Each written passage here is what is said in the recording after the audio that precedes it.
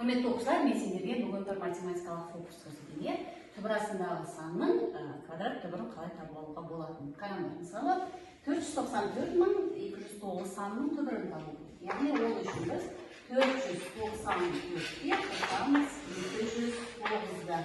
Яғни ол дегеніміз 703-ке тең екен. Сонда 494.209-ның түбірі 703-ке тең болады екен.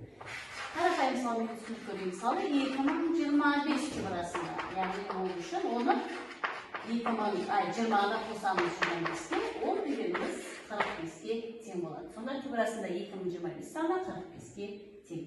Бұдан да қарапайым мысалмен түсініп көрейік. Мысалы түбір астында 80-ді 8-ге қосамыз 1-ді тең болады 9. Яғни түбір астында 81 дегеніміз 9-ға тең болды. Тағы да сол сияқты мысалы 3025 деген саны түбір астында. Яғни айтеміз 30-ға қосамыз 25-ді.